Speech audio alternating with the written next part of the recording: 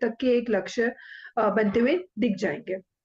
3400 तक की चाल और एकल फाइनेंशियल में आते हुए दिखाई पड़ सकती है, और डिविडेंड यील्ड ऑब्वियसली इसके साथ हमेशा चलती है 5 से 6% के आसपास की, वो एक और चीज़ है जो कि एडिशनली आप याद रखेंगे। आगे बातचीत करेंगे हम शिवांगी मैम से, लेकिन एक और इम्पॉर्टेंट इवेंट जो कि अवेटेड है वो है ऑटो सेल्स के नंबर्स, और कल नंबर्स आएंगे। नंबर्स के लिए क्या अनुमान लगा रहा है बाजार, किस तरह के आंकड़े रहेंगे, इस पर बातचीत कर लेते हैं। यतिन हमारे साथ मौजूद है तमाम डिटेल्स के साथ। तो यतिन, ऑटो स्पेस में ऑटो नंबर्स क्या एस्टिमेट लगाएं हम?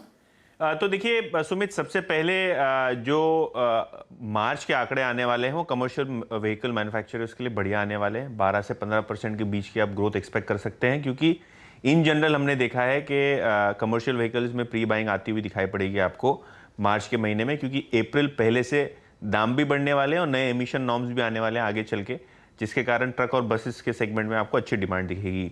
टू व्हीलर स्पेस में आपने कोई खास ग्रोथ नहीं देखी, लेकिन हाँ डिमांड स्टेबल है।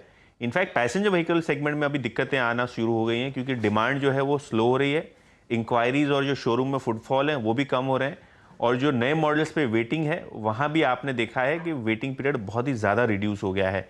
तो हाँ, पैसेंजर व्हीकल सेगमेंट की डिमांड थोड़ी ठंडी हुई है। टू व्हीलर क्योंकि बेस छोटा है पिछले साल का, आपको अच्छा प्रदर्शन दिखेगा, लेकिन कमर्शियल व्हीकल सेगमेंट पे ध्यान रखें। और इसीलिए शुरुआत करते हैं अशोक लेलैंड के साथ, जहां आप देखेंगे 9% की ग्रोथ आ सकती है मार्च के महीने में। 22,000 यूनिट्स बिकने का अनुमान है।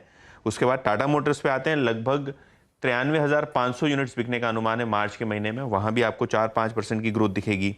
मारुति सुजुकी, पिछले साल प्रोडक्शन अच्छा था, डिमांड अच्छी थी।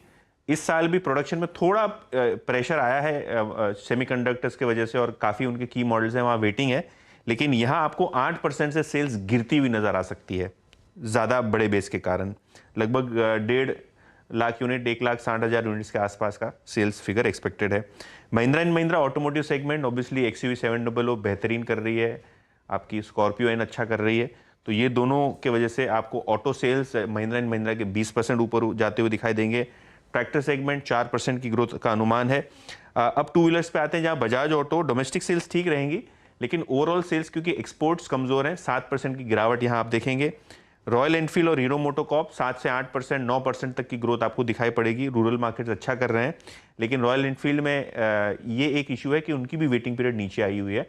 तो अगर आप खरीदने का मन बना रहे हैं तो हाँ, वेटिंग पीरियड नीचे आइए, शायद अच्छे दाम पे और अच्छे डिस्काउंट पे भी आगे जाके मिल सकता है आपको प्रोडक्ट।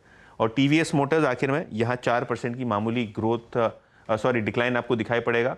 ऑब्वियसली यहाँ भी एक्सपोर्ट्स मार्केट में थोड़ा बहुत दिक्कत आया है, तो ओवरऑल सेल्स पे आपको इम्पैक्ट करता हुआ दिखाई पड़ेगा। लेकिन हाँ, जो कमर्शियल व्हीकल सेगमेंट है, ट्रक बस सेगमेंट है, यहाँ नज़र रखें, शायद एक अच्छा आंकड़ा परफॉर्मेंस आपको मार्च के महीने में वहाँ आता हुआ दिखाई पड़ेगा।